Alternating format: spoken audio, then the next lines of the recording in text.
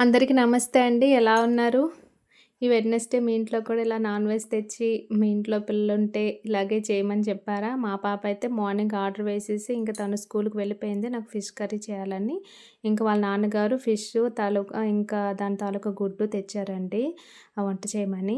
ఈరోజు మీకొక చిన్న విషయం చెప్తానండి. నా ఛానల్ పేరు నేను కొద్దిగా చేంజ్ చేశానండి. చాలామంది చెప్పారు రజనీస్ కిచెన్ అండ్ వ్లాగ్స్ అనేది పెద్ద నేమ్ అయిపోతుంది. చిన్న నేమ్ అయితే బావుంటుందన్నారనేసి నేను నా ఛానల్ పేరు రజనీస్ డైరీగా నేను మార్చానండి. కొద్దిగా చూసుకోండి. అందరూ కూడా నా ఛానల్‌ని సబ్స్క్రైబ్ చేసుకోండి. ఈరోజైతే నేను ఫిష్ కర్రీ అనేది నేను ఇలా చేసుకుంటున్నానండి.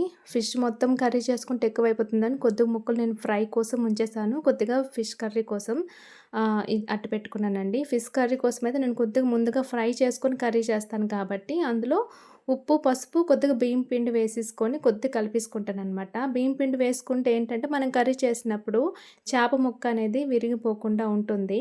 అందుకని అలా కలిపి పెట్టుకుంటాననమాట. అలాగే ఫ్రై కోసం కూడా కొన్ని ముక్కలు తీసేసుకున్నాను కదా! అందులో కూడా ఉప్పు, పసుపు, కారం, మసాలా గుండ ఇంకా అల్లం వెల్లుల్లి పేస్ట్ వేసేసి కలిపేసి ఒక పక్కన పెట్టేసాననమాట. మనం ఏవైనా ఫ్రై చేసుకుంటే ఇలా అన్నీ ఏసేసుకొని మసాలాలన్నీ కూడా వేసేసుకొని పక్కన పెట్టుకుంటే కొద్దిగా నానుతుంది కదా! మనం ఫిష్ ఫ్రై చేసినప్పుడు చాలా టేస్ట్‌గా ఉంటుంది. నేనైతే ఎప్పుడు ఫిష్ ఫ్రై ఇలానే చేస్తాను. ఇలాగే చక్కగా కలిపేసుకొని పక్కన పెట్టేసుకున్నాననమాట. ఇప్పుడైతే కర్రీ కోసం ఫస్ట్ కొద్దిగా ఫ్రై చేసుకుందాం అన్నాను కదా! ఆ కర్రీ కోసం మనం పక్కన రెడీ చేసుకున్న అది కొద్దిగా టర్న్ చేసుకుంటాను. ఎక్కువ మరీ చేసేసుకోను. ఒక 2, 3 సార్లు ఇటు అటు తిప్పేసుకుంటే ఫ్రై అయిపోతుంది. ఇంకా దీనికోసం ఏంటంటే ఎండు మామిడి ముక్కలుంటాయి కదండీ! మేమైతే స్టోర్ చేసి పెట్టుకుంటామనమాట. ఇవి ఓన్లీ ఫిష్ కర్రీ కోసమే. ఇంక మేము చారు కూడా చేసుకుంటాము ఎండు మామిడి ముక్కలతోని. అవి వేరేగా ఉంటాయనమాట. ఇవైతే ఫిష్ కర్రీ కోసం మేము సంవత్సరం అంతా కూడా స్టోర్ చేసుకొని ఉంచుకుంటామనమాట. ఉప్పులో నానబెట్టుకొని, ఎండబెట్టుకొని. ఇప్పుడేంటంటే అవి కొద్దిగా ఎక్కువ ఉప్పు ఉంటాయి కాబట్టి అవి కొద్దిగా వేడి నీటిలో ఏసి ఒక 10 మినిట్స్ వదిలేస్తాను. ఎక్స్‌ట్రా ఉప్పంతా కూడా అందులోనే వచ్చేస్తుంది. కడిగేసుకొని ఇంకా మంచినీళ్ళు వేసుకొని అందులో ఒక చిన్న టమాటా వేసేసుకొని కుక్కర్‌లోనే ఒక 2, 3 విజిల్స్ వచ్చేదాకా నేను ఉడకబెట్టుకుంటాననమాట. అందులో జ్యూస్ అంతా కూడా వచ్చేసి పుల్లగా ఉంటుంది. ఇప్పుడైతే చిన్న మసాలా అనేది రెడీ చేసుకోవాలండి కర్రీ కోసం. ఒక 3 స్పూన్లు చిన్న స్పూన్లతోనే ఆవాలు, ఒక 2 స్పూన్లు జీలకర్ర వేసుకొని పౌడర్‌లా చేసుకొని అందులోని కొద్దిగా అల్లం, కొద్దిగా వెల్లుల్లి, ఒక ఉల్లిపాయ వేసుకొని ఇంకా పేస్ట్‌లాగా చేసేసుకుంటారు. ఇంక ఈ కర్రీ కోసం ఇదేనండి మసాలా. ఇప్పుడు కర్రీ ఎలాగంటే ఒక 2, 3 స్పూన్స్ ఆయిల్ వేసుకున్న తర్వాత కొద్దిగా తేజపత్రి ఆకు, కొద్దిగా జీరా వేసేసుకొని అవి వేగిన తర్వాత ఒక ఉల్లిపాయ వేసేసుకోవాలనమాట. అది కొద్దిగా వేగాక ఒక పచ్చిమిరపకాయ 1 లేదా 2 వేసేసుకోవాలి. అది వేగిపోయిన తర్వాత మనం ముందుగుండా మసాలా రెడీ చేసుకున్నాం కదా!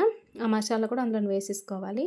ఆ మసాలాలో ఇప్పుడు మనం ఏం చేయాలంటే ఉప్పు, పసుపు, కారం మనకి తగినట్టు మనం వేసుకోవాలి. వేసేసుకొని కొద్దిగా ఫ్రై చేసుకోవాలి. కొద్దిగా ఆయిల్ అనేది పైకి తేలొస్తుంది. ఒక్క 10 మినిట్స్ మనం మూత పెట్టేసి ఉంచామంటే అందులో ఉన్న ఆయిల్ అంతా కూడా పైకి వచ్చి పచ్చివాసన అనేది మసాలాకి బావుంటుందనమాట.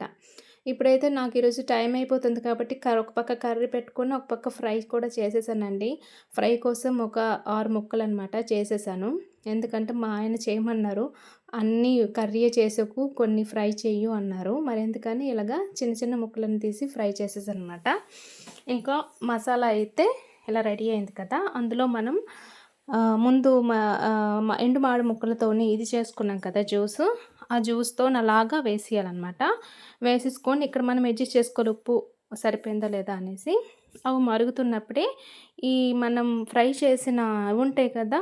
ఫిష్ ముక్కలు అందులోని వేసేసుకోవాలి. జాగ్రత్తగా ఒకటి ఒకటి వేసేసుకుంటే మనకు విరిగిపోకుండా ఉంటాయన్నమాట. వేసిన తర్వాత మరి కలపకూడదు. కావాలంటే మనం కడాయి పట్టుకొని ఇటు అటు కొద్దిగా తిప్పుకుంటే సరిపోతుంది. కొద్దిగా కరివేపాకు వేసేసుకోవాలి. ఒక 10 మినిట్స్ ఉడికిపోతే సరిపోతుంది. ఎందుకంటే ముందే ఫ్రై చేసేసాను కదా! ఒక 10 మినిట్స్ ఉడకపెట్టుకున్న తర్వాత లాస్ట్‌లో గరం మసాలా వేసుకుంటే కర్రీ అనేది రెడీ అయిపోతుంది. ఫిష్ ఫ్రై చేసేసుకున్నాను. అలాగే చేపగుడ్డు తెగ గుజ్జులా చేశానండి. ఈరోజైతే నా లంచ్ ఇదే. నా వీడియో గనుక నచ్చినట్లయితే ఒక చిన్న లైక్ ఇవ్వండి. సబ్స్క్రైబ్ చేసుకోండి నా ఛానల్‌ని. ఇలాంటి మంచి వీడియోస్‌తో మీ ముందుకొస్తాను. Thank you. బాయ్.